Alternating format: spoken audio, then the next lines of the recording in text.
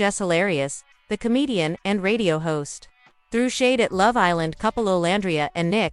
She made a sarcastic comment about their relationship, and many people didn't like it. Honestly, I don't agree with her either, but I kind of get why she said it. Let me explain quickly. Nic and Olandria met on Love Island, Us Season 7, but at first, they were with other people. Nic was connected to Sierra, and Olandria was with Taylor. Nic liked Olandria and gave her hints during challenges, but she didn't notice. Later, Taylor left Olandria for Clark, which left her single. Around the same time, Sierra got kicked off the show for making offensive comments about Asians. With both of them free, producers pushed Nic and Olandria to connect, since everyone saw their chemistry. They finally got together and have been inseparable since recently. Olandria even praised Nic on Watch What Happens Live. I'm so happy that I was blessed with this guy who allows me to bask in my femininity, you know what I mean? Allows me to be soft. You know what? He takes the wheel. Usually I'm a control freak. I let him do everything, you know? I said I want to go to Europe. We was in Europe. I want to be a model. I was in 2 shoots, you know what I mean? Like, the support that I have from this guy is unreal. So it allows me to be the soft woman that I've always wanted to be. I thought Olandria's moment was sweet, and the Shade Room shared it. But Jess Hilarious left a comment that upset Nic Olandria fans. She said it's funny people believe this fake love. According to her, one day Olandria will find real love, someone who looks in her eyes, and talks about her the way she talks about Nic. Jess thinks this relationship is only for TV. Fans were angry, and I also felt it was negative. Still, I see why she said it. Many think reality show couples are fake.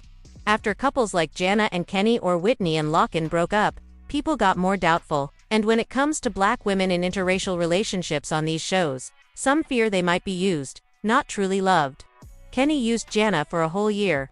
He made her think he loved her, but behind her back he texted friends, used racial slurs and admitted he was only with her for business, not black women. Whitney went through the same with Locken. She exposed him and his mother for racist comments, like saying her skin looked dirty.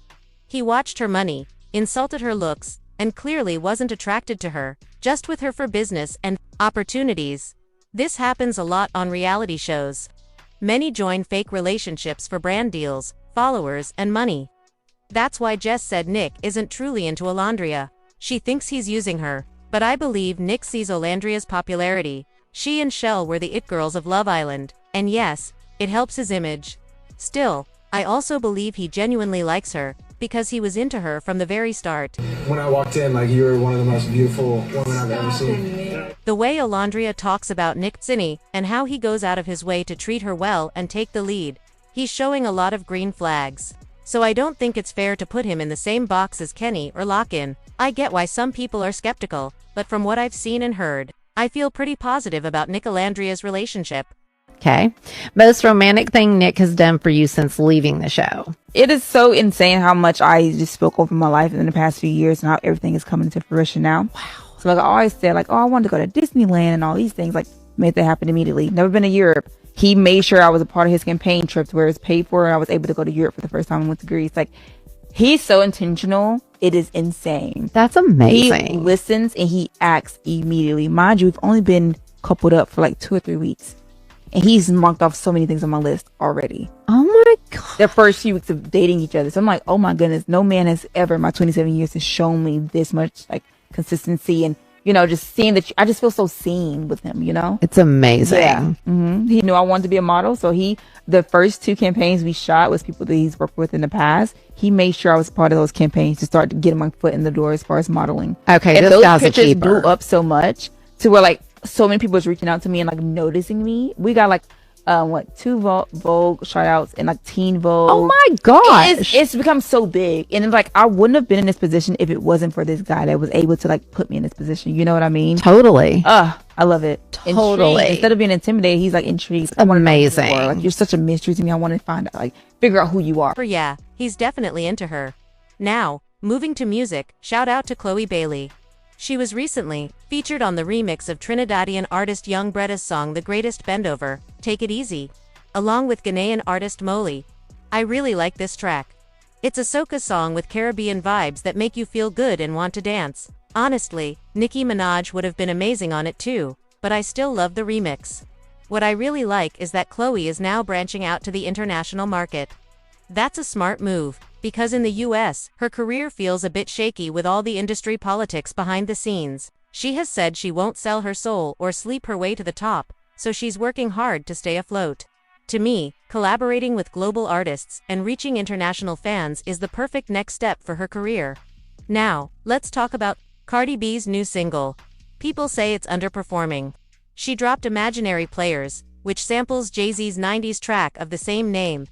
In the video, she looked good, and the song wasn't terrible, but honestly, it was forgettable. Her delivery was just okay, sometimes offbeat, and her words weren't always clear.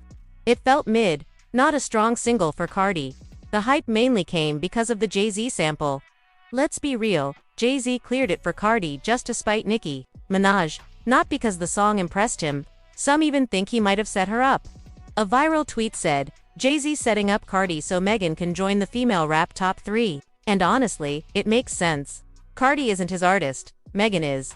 So if Cardi stumbles, it gives Megan more space to shine at the top. To me, that take isn't off base. But mainly, I think Jay-Z cleared the sample just to get under Nicki's skin. In the song, Cardi was also shading other female rappers. People felt she took shots at JT and Ice Spice, and some light subs at Nicki. Most of the shade seemed aimed at JT and Ice Spice. In her verse, Cardi said, "My flop and your flop is not the same. If you did my numbers, you would pop champagne." She also tweeted, "My flops do better than any of these girls' best performing songs." But the numbers tell a different story. Imaginary Players debuted at number 147 on US Spotify with just 336,000 streams. And globally only pulled about 700,000. Not even enough to enter the global charts. She didn't crack a million.